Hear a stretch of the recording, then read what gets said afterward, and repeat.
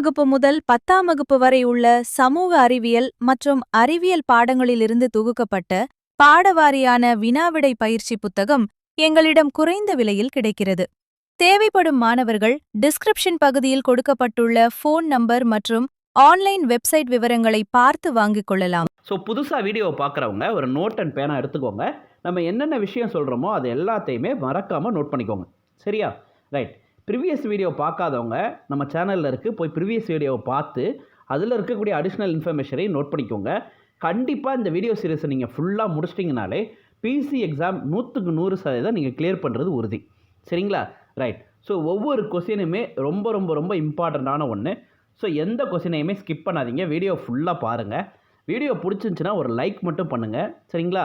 நம்ம சேனலை மறக்காமல் சப்ஸ்கிரைப் பண்ணுங்கள், உங்கள் ஃப்ரெண்ட்ஸுக்கும் இந்த வீடியோவை ஷேர் பண்ணுங்கள். ஃபர்ஸ்ட் கொஸ்டின், இரத்த வகை பாருங்களேன். அதாவது கொடுக்குறவங்க ஏ இரத்த வகை யாரெல்லாம் வாங்கிக்கலாம்னா ஏவும் ஓவும் வாங்கிக்கலாம். பி இரத்த வகை யார் வாங்கிக்கலாம்னா பியும் ஓவும் வாங்கிக்கலாம். ஏபி இரத்த வகையை யாரெல்லாம் வாங்கிக்கலாம்னா ஏபி ஓ இவங்கெல்லாம் வாங்கிக்கலாம். ஓ இரத்த வகையை யார் வாங்கிக்கலாம்னா ஓ இரத்த வகை வாங்கிக்கலாம். சரிங்களா? இப்போ நல்ல கவனிங்க, இந்த இரத்த வகையிலேருந்து ரொம்ப 3 முக்கியமான அடிஷ்னல் இன்ஃபர்மேஷன் சொல்கிறேன். ஏ, பி மற்றும் ஓ இந்த 3 இரத்த வகைகளை கண்டறிந்தவர் யாருன்னா லேண்ட்ஸ்டீனர். காரல் லேண்ட்ஸ்டீனர்னு நம்ம அவர் சொல்லுவோம். அதே இந்த ஏபின்னு இருக்குல்ல, அந்த ஏபி இரத்த வகையை கண்டுபிடிச்சவர் யாருன்னா 2 பேர் கண்டுபிடிச்சிருக்காங்க, டிகாஸ்டிலோ மற்றும் ஸ்டெய்னி. இந்த ஏபி இரத்த வகையை பார்த்தீங்கன்னா அனைவரிடமிருந்தும் இரத்தம் பெறுவோர், அதாவது அனைத்து இரத்தத்தையுமே ஏற்றுக்கொள்பவர்னு சொல்லலாம். ஓ இரத்த வகையை நம்ம என்ன சொல்லுவோம்னா இரத்த கொடையாளின்னு சொல்லுவோம். ஓகேங்களா? ஸோ எல்லாமே நோட் பண்ணிக்கோங்க, ரொம்ப முக்கியமான ஒரு கொஸ்டின். ரைட்டா? ரைட். அப்போ இரத்த கொடையாளி என அழைக்கப்படும் இரத்த வகை எதுன்னு கேட்டால் ஓ. அனைத்து இரத்த வகையும் ஏற்றுக்கொள்பவர் யாருன்னு கேட்டால் ஏபி. ஏபி மற்றும் ஓ வகை இரத்தத்தை கண்டுபிடிச்சவங்க லேண்ட்ஸ்டீனர். ஏபி பிளட் குரூப்பை மட்டும் கண்டுபிடிச்சவங்க யாருன்னா டிகாஸ்டிலோ மற்றும் ஸ்டெய்னி. கொஸ்டின் நம்பர் 2, இரத்தத்தில் விட்டமின் B9 குறைபாட்டினால் ஏற்படும் நோய் மேகலோபிளாஸ்டிக் அனிமியா. இரத்தத்தில் விட்டமின் B9 குறைபாட்டால் ஏற்படும் நோய் மேகலோபிளாஸ்டிக் அனிமியா. கொஸ்டின் நம்பர் 3, பொறுத்துக்க பாருங்கள், ரொம்ப முக்கியமான ஒரு பொறுத்துக்க. ட்ரப்பீசியஸ் அப்படின்னா என்ன தசைனா கழுத்து தசை. டெல்டலாய்டுகள் அப்படின்னா தோல் தசை. பெக்டோரல் டார்ச்சை மார்பு தசை. லாட்டிஸ்மஸ் முதுகு தசை. அந்த தசை பெயர்கள்ங்க ரொம்ப முக்கியம், நோட் பண்ணிக்கோங்க. சரிங்களா? ரைட். ஒளிச்சேர்க்கையின் வேதியியல் நிகழ்வுகளை, 4th கொஸ்டின் பாருங்கள், ரொம்ப முக்கியமான ஒரு கொஸ்டின். ஒளிச்சேர்க்கையின் வேதியியல் நிகழ்வுகளை கண்டறிந்ததற்காக மெல்வின் கால்வினுக்கு நோபல் பரிசு வழங்கப்பட்ட ஆண்டு 1961. மெல்வின் கால்வினுக்கு நோபல் பரிசு எப்போ கொடுத்துருக்காங்கன்னு பார்த்தீங்கன்னா 1961. இவர் என்ன பண்ணியிருக்காரு? ஒளிச்சேர்க்கைக்கான வேதியியல் நிகழ்வை கண்டுபிடிச்சிருக்கார்.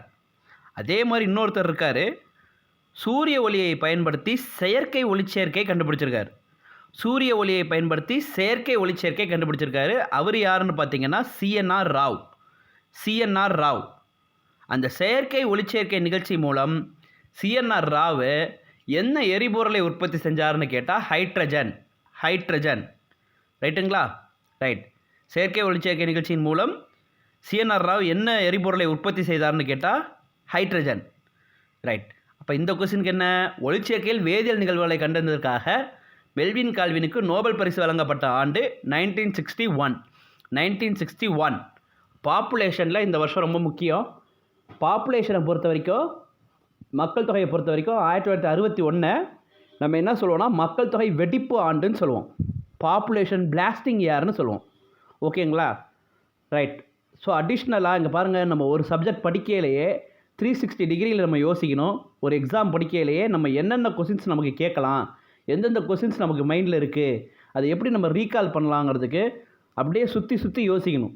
இப்போ இந்த 1961ங்கிற வருஷத்தை வச்சு மக்கள் தொகை வெடிப்பு ஆண்டு என்பது 1961. சரிங்களா? ரைட். அப்போ மக்கள் தொகை தினம் எப்போ? ஜூலை 11. உலக மக்கள் தொகை தினம் எப்போ? July 11. July 11. Right. Question number 5. வெளிநோக்கிய சைலத்திற்கு எடுத்துக்காட்டு வேர். வெளிநோக்கிய சைலத்திற்கு எடுத்துக்காட்டு வேர். Question number 6. நடுக்கமுறு வளைதல் என்ற திசைசாரா தூண்டல் அசைவுக்கு எடுத்துக்காட்டு. வீனஸ் பூச்சி பிடிப்பான். வீனஸ் பூச்சி பிடிப்பான். அதாவது ஒளியுறு வளைதல், தொடுவுறு வளைதல். அப்போ தாவரங்களுக்கு ஒளியின் தன்மைக்கு ஏற்ப மாற்றுவது ஒளியுறு வளைதல். ஓகேங்களா? தொடுவுறு வளைதல் என்பது தொடும் தன்மையின்படி. ஓகேங்களா? அதான் நம்ம மைமோசா புடிக்கா. மைமோசா புடிக்கா என்பது தொட்டால் சினுங்கி. அது வந்து தொடுவுறு வளைதலுக்கு வரும். நடுக்கமுறு வளைதலுக்கு என்ன எடுத்துக்காட்டுன்னு கேட்டால் வீனஸ் பூச்சி பிடிப்பான். பொதுவாகவே தாவரங்கள் வந்து பூச்சியை பிடிச்சி, சில தாவரங்கள், சில குறிப்பிட்ட தாவரங்கள் வந்து பூச்சியை பிடிச்சிக்கும். பூச்சி உண்ணும் தாவரம் சொல்லுவோம். அந்த பூச்சிகள்கிட்ட இருந்த நைட்ரஜன் சத்தை தான் நிலைநிறுத்தி கொள்வதற்காகத்தான் அந்த தாவரங்கள் என்ன செய்யும்னு பார்த்தீங்கன்னா பூச்சிகளை உணவாக உட்கொள்கின்றன. Question number 7. பாரம்பரிய தகவல்களை உள்ளடக்கிய மரபு பொருட்களை தன்னகத்தே கொண்ட பகுதி. குரோமோசோம். குரோமோசோம். Question number 8. நவீன வகைப்பாட்டு முறையை கண்டறிந்தவர். Carolus Linnaeus. நவீன வகைப்பாட்டு முறையின் தந்தைன்னு சொல்லலாம். Carolus Linnaeus. ஐந்துலக வகைப்பாட்டு முறையை சொன்னவர் யாருன்னா ஆர்எச் விக்டேக்கர். ஐந்துலக வகைப்பாட்டு முறையை கண்டறிந்தவர் யாருன்னு கேட்டால் ஆர்எச் விக்டேக்கர். இயற்கை தேர்வு மற்றும் இயற்கை தேர்வு வகைப்பாட்டு முறை சொன்னவர் யாருன்னா பெந்தமண்ட் ஹூக்கர். பெந்தமண்ட் ஹூக்கர். கொஸ்டின் நம்பர் 9 ரொம்ப இம்பார்ட்டன்ட். பீட்டா கதிர்களை கண்டுபிடித்தவர் Ernest Rutherford. Ernest Rutherford. Beta கதிர்கள் மட்டும் இல்லாமல் ஆல்ஃபா கதிர்களை யார் கண்டுபிடிச்சிருப்பார்னா இந்த எர்னஸ்ட் ரூதர்ஃபோர்ட் தான் கண்டுபிடிச்சிருப்பார். ஆல்ஃபா கதிர்களையே யார் கண்டுபிடிச்சிருப்பா? Ernest Rutherford கண்டுபிடிச்சிருப்பார். ரைட்டுங்களா? காமா கதிர்களை யார் கண்டுபிடிச்சாங்கன்னா பால் விலோட். பால் விலோட். பால் விலோட் வந்து காமா கதிர்களை கண்டுபிடிச்சிருப்பார். ரைட். இது ரொம்ப முக்கியம்ப்பா. அப்போ ஆல்ஃபா அண்ட் பீட்டா கதிர்களை கண்டுபிடித்தவர் எர்னஸ்ட் ரூதர்ஃபோர்ட். காமா கதிர்களை கண்டறிந்தவர் பால் வில்லோட். பால் வில்லோட். எக்ஸ் கதிர்களை கண்டறிந்தவர் ராஞ்சன். ராஞ்சன். கேத்தோடு கதிர்களை கண்டுபிடித்தவர் ஜே தாம்சன். ஓகேங்களா? Right. Question number 10. Sunita Williams விண்வெளியில் இருந்த மொத்த நாட்கள் 321 நாள் 17 மணி நேரம் 15 நிமிடங்கள். Question number 11. நியூட்டனின் 3ஆம் விதியில் பொருந்தாதது. நெரிசல் மிகுந்த சாலையில் பேருந்தின் பயணம். நெரிசல் மிகுந்த சாலையில் பேருந்தின் பயணம். ஒவ்வொரு வினைக்கும் அதற்கு சமமான எதிர்வினை உண்டு என கூறுவதுதான் நியூட்டனின் 3ஆம் விதி. சரிங்களா? ஒவ்வொரு விதிக்கும் அதற்கு சமமான எதிர்விதி உண்டு. அதுதான் என்ன விதின்னு சொல்லுவோம்? நம்ம நியூட்டனின் விதின்னு சொல்லுவோம். 3ஆம் விதின்னு சொல்லுவோம். அதன்படி பார்த்திங்கன்னா இந்த துப்பாக்கி குண்டு பார்த்திங்கன்னா முன்னோக்கி நம்ம அழுத்தினோம்னா, அந்த பின்னோக்கி அழுத்தினோம்னா முன்னோக்கி போகிறது. ஓகேங்களா? அதுதான் நம்ம நியூட்டனின் 3ஆம் விதின்னு சொல்லுவோம். அந்த நியூட்டனின் 3ஆம் விதியில் எது வந்து வராதுன்னு கேட்குறாங்க கொஸ்டினில். அப்போ எது வராது? நெரிசல் மிகுந்த சாலையில் பேருந்தின் பயணம். ஓகேங்களா? ரைட். இப்போ இந்த பறவைகள் பறக்கிறது, துப்பாக்கி சுடுறது, ராக்கெட்டு போகிறது, ஸ்விம்மிங் வீரர், நீச்சல் வீரர் வந்து ஒருவர் கையை பின்னோக்கி தள்ளுதலின் மூலம், ஓகேங்களா, அவர் முன்னே போகிறது, அந்த மாதிரி அந்த நீச்சல் வீரர், பறவை பறக்கிறது, துப்பாக்கி சுடுறது, இது எல்லாமே நியூட்டனோட 3ஆம் விதியோட வந்துடும். எது பொருந்தாதுன்னு கேட்குறாங்க? நெரிசல் மிகுந்த சாலையில் பேருந்தின் பயணம். Question number 12. சிறுநீரகத்தில் உண்டாகும் கல் டேஷ் என்ற உப்பால் ஆனது. Calcium oxalate. Calcium oxalate. சிறுநீரகத்தின் அடிப்படை அலகு நமக்கு தெரியும் நெஃப்ரான்கள். நரம்பு மண்டலத்தின் அடிப்படை அலகு நியூரான்கள். அதே மாதிரி நம் உடலில் வேதி சமநிலையை ஒழுங்குபடுத்துவது அப்படின்னு கொஸ்டின் கேட்டால் சிறுநீரகம். நம் உடலின் மாஸ்டர் கெமிஸ்ட் என அழைக்கப்படுவது சிறுநீரகம். ஸோ இதெல்லாம் ரொம்ப முக்கியமான ஒன்றுங்க. Next question number 13. திண்மம் ப்ளஸ் திண்மம் பொறுத்துக்க பாருங்கள். திண்மம் ப்ளஸ் திண்மம் திண்ம கரைசல்.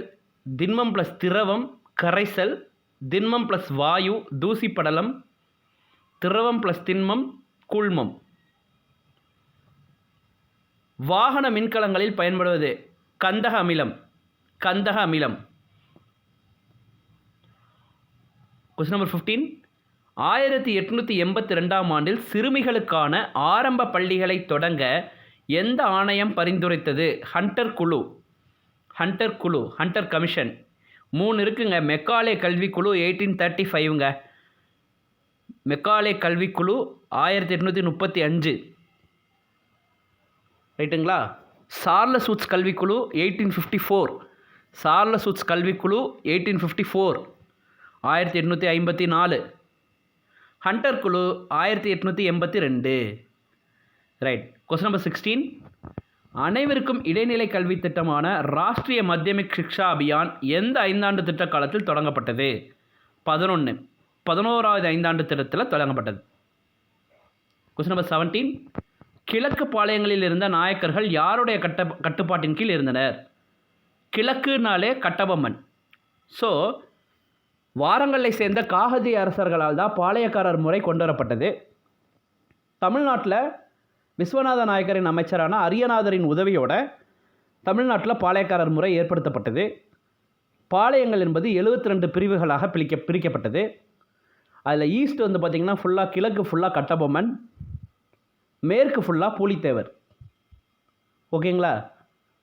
ஆங்கிலேயர்களோட நாடு பிடிக்கும் கொள்கைக்கு ஃபஸ்ட்டு எதிர்வினை வந்து யார்கிட்டருந்து கிளம்புச்சுன்னு கேட்டால் பூலித்தேவர்கிட்டருந்து தொடங்குச்சு. ஆங்கிலேயரின் நாடு பிடிக்கும் கொள்கைக்கு முதல் எதிர்வினை யாரிடமிருந்து தொடங்கியதுன்னு கேட்டால் பூலித்தேவரிடமிருந்து தொடங்கியது. ரொம்ப முக்கியமான கேள்வி அதுவும். அதே மாதிரி மருது சகோதரர்களின் புரட்சி 2வது பாளையக்காரர் புரட்சி என அழைக்கப்படுகிறது. 2வது பாளையக்காரர் புரட்சி என யாருடைய புரட்சி அழைக்கப்படுகிறது கேட்டால் மருது சகோதரர்களோட புரட்சி. Question number 18. முதல் கர்நாடக போரின் போது பிரெஞ்சு படையின் தலைமை தளபதி பாரடைஸ். Question number 19. சிவாஜியை மலை எலி என அழைத்தவர்? அவுரங்கசீப். அதே மாதிரி சிவாஜியை தக்கான புற்றுநோய்னு சொன்னவர் யாருன்னு கேட்டாலும் அவுரங்கசீப். தக்கான புற்றுநோய் அப்படின்னு சொன்னவர் யார்? அவுரங்கசீப். மலை எலின்னு சொன்னவர் யார்? அவுரங்கசீப். அதே மாதிரி சிவாஜியை இந்த மலையில் ஒளிந்து கொண்டிருக்கும் எலியை நான் என் சங்கிலியால் கட்டி இழுத்துட்டு வருவேன் அப்படின்னு சொல்லிட்டு யார் சூளுரைக்கிறார், சபதம் சொல்கிறாருன்னு கேட்டால் அப்சல் கான். இந்த 3 கேள்வியுமே ரொம்ப முக்கியம்பா. சிவாஜியை மலை எலின்னு சொன்னவர் அவுரங்கசீப். சிவாஜியை தக்கான புற்றுநோயின்னு சொன்னவர் அவுரங்கசீப். அதே மாதிரி சிவாஜியை இந்த மலையில் ஒளிந்து கொண்டிருக்கும் எலியை நான் என் சங்கிலியால் கட்டி இழுத்துட்டு வருவேன் அப்படின்னு சொல்லிட்டு சூளுரைத்தவர் யாருன்னா Afzal Khan. Right. Question number 20. டெல்லியை ஆண்ட முதல் மற்றும் கடைசி பெண் அரசி சுல்தான் ரஷ்யா. பட்டாடக்கல்லில் உள்ள விருப்பாக்ஷா கோவில் எந்த மாவட்டத்தில் அமைந்துள்ளது? பீஜப்பூர். Question number 22. இந்த நூல்கள்லேருந்து ஒரு கேள்வி வேறு நிறைய வாய்ப்பு இருக்குப்பா. ஹர்ஷசரிதம் என்ற நூலை எழுதியவர் யாருன்னா பாணர். அதே மாதிரி விசாகதத்தர் வருவார். இந்த விசாகதத்தர் வந்து முத்ரா ராட்சசம் அப்படிங்கிற ஒரு புகழ்பெற்ற நூல் எழுதியிருப்பார். முத்ரா ராட்சசம் என்ற நூலை எழுதியிருப்பார். தேவி சந்திரகுப்தம் என்ற நூலை எழுதியிருப்பார்.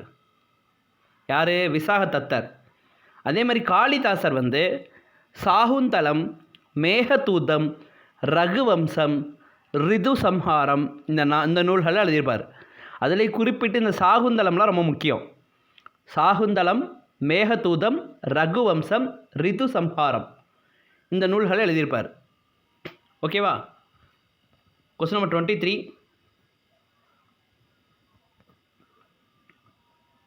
சுங்க அரச வம்சத்தை நிறுவியவர் புஷ்யமித்ரர். பட்டினப்பாலை என்ற நூலின் ஆசிரியர் கடியலூர் உருத்திரங்கண்ணனார்.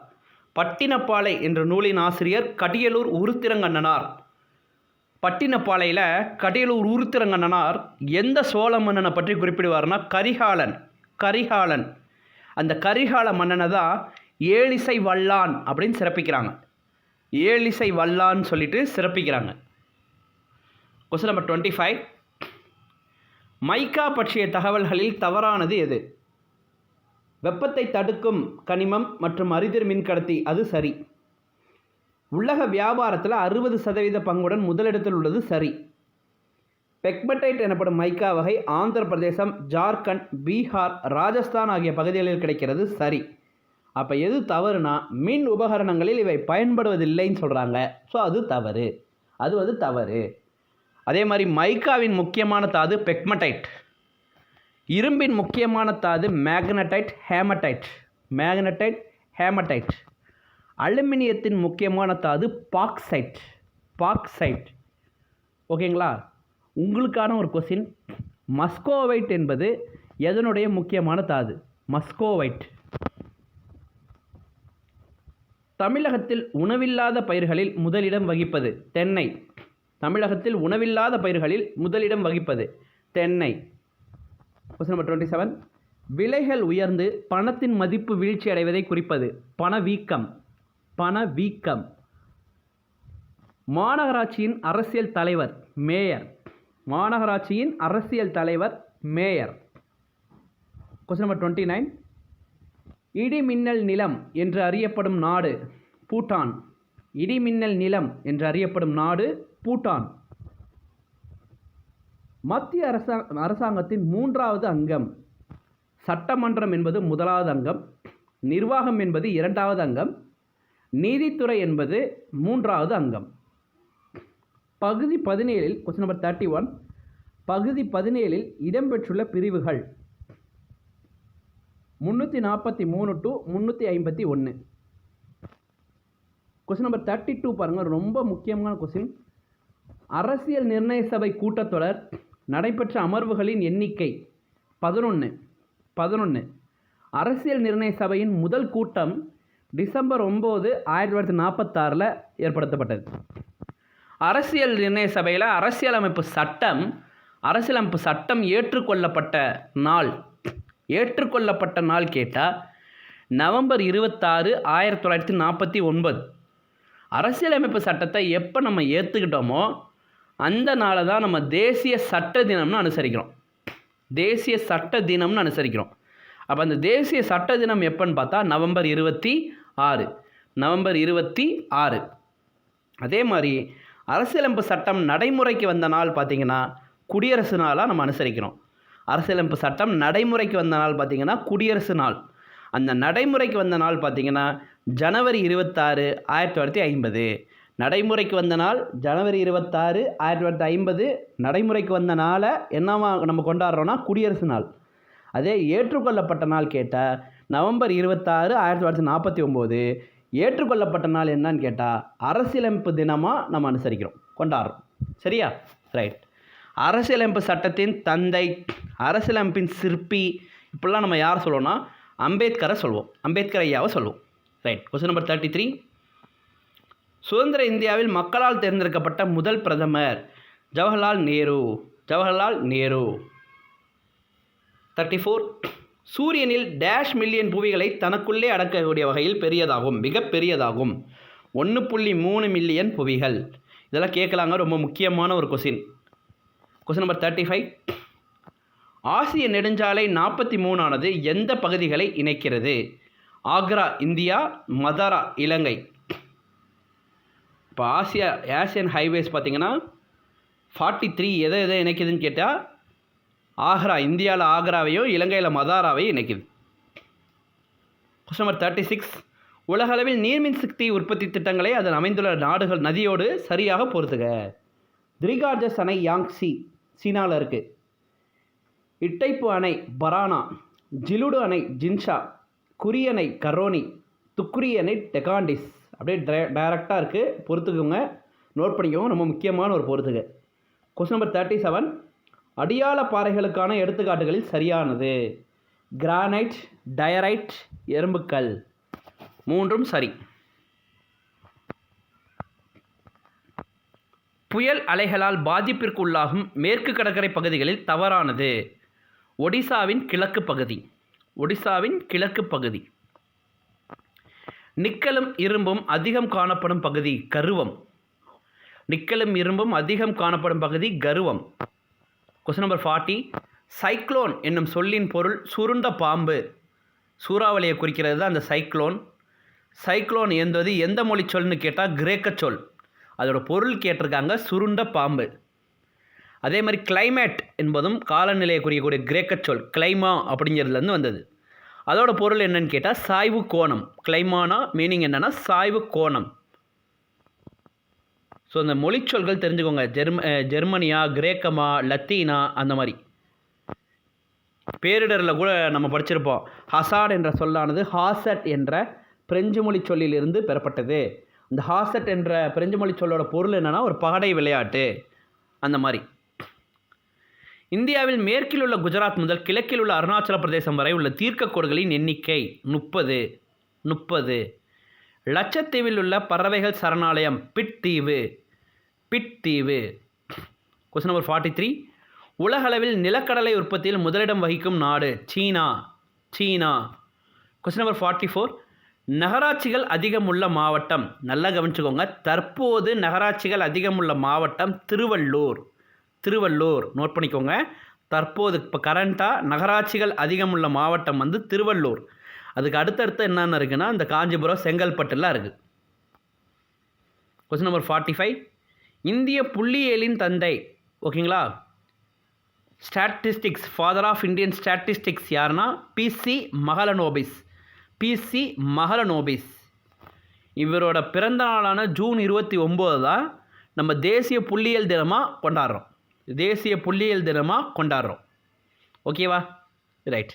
நெக்ஸ்ட் இலக்கணம். ஆயுத எழுத்தை ஒழிக்க கால அளவு டேஷ் மாத்திரை ஆகும். அரை மாத்திரை. இடைத்தொடர் குற்றியலுகரத்திற்கு எடுத்துக்காட்டு சால்பு. கசட தபர வல்லினம், ஞஞன நமன மெல்லினம், எரள வளல இடையினம். ஓகேங்களா? அந்த வகையில் எரள வளல, அந்த இல்லுக்கு அப்புறம் எரள வளலக்கு அப்புறம் குசுடு துபுரு வந்தால் அதை தான் நம்ம இடைத்தொடர் குற்றியலுகரம்னு சொல்லுவோம். ஓகேவா? ரைட். இப்போ ஃபஸ்ட்டு ஒன் பாருங்கள். கசட தபர வல்லினம், ஞஞன நமன மெல்லினம். அப்போ ஞ என்பது இங்கு, ஞஞன நமன மெல்லினம் இங்குக்கு அப்புறம் குசுடு துபுரு வந்திருக்கு பங்குங்கிறதுல. அப்போ இங்கு என்பது என்னன்னு கேட்டிங்கன்னா மென்தொடர் குற்றியலுகரம். ஓகேவா? அதே மாதிரி ஆப்ஷன் சி பண்புன்னு இருக்குல்ல, அது எந்த வகை குற்றியலுகரம்ங்கிறது கமெண்ட் பாக்ஸில் கமெண்ட் பண்ணுங்கள். நெக்ஸ்ட் ஒரு முக்கியமான ஒரு பொறுத்துக. ஆ என்பது பசு, இ என்பது கொடு, உ என்பது இறைச்சி, ஏ என்பது அம்பு. ஓரெழுத்து ஒரு மொழியில் கேட்பாங்க. ரொம்ப முக்கியமான ஒரு பொறுத்துக. ஓகேங்களா? ரைட். அதே மாதிரி உங்களுக்கான ஒரு கொஸ்டின். சே என்ற ஓரெழுத்து ஒரு மொழியோட பொருள் என்ன? நெடில் சே. 49th question. தொகை மரபை காண்க. ஆடோட தொகை மரபு என்னென்னா ஆட்டு மந்தை. பசுவுக்கு பார்த்திங்கன்னா ஆணிரை சொல்லுவோம், ஆணிரை. அதே மாதிரி மக்களுக்கு கூட்டம் சொல்லுவோம். Question number 50. 8ஆம் வேற்றுமை டேஷ் பொருளில் வரும். விழி பொருளில் வரும். அழைத்தல் பொருளில் வரும். ஓகேங்களா? ஸோ ஃப்ரெண்ட்ஸ், எல்லோரும் இந்த வீடியோ பார்த்துருப்பீங்க. அடிஷ்னலாக நிறைய விஷயம் தெரிஞ்சிருப்பீங்க. ஸோ மறுபடியும் சொல்கிறேன், நிறைய நம்ம ஃப்ரெண்ட்ஸுங்களுக்கு இந்த வீடியோ ஷேர் பண்ணுங்கள். அப்போ தான் அவங்களும் படிப்பாங்க. நீங்களும் ஒரு நோட் பண்ணி எழுதுங்க. ஓகேவா? ஸோ வீடியோ எப்படி இருந்துச்சுங்கிறத கொஞ்சம் லைக் பண்ணுங்கள், உங்கள் ஃப்ரெண்ட்ஸுக்கு ஷேர் பண்ணுங்கள். கேட்டிருக்க கொஸ்டினுக்கு கமெண்ட் பாக்ஸில் கமெண்ட் பண்ணுங்கள். Thank you friends.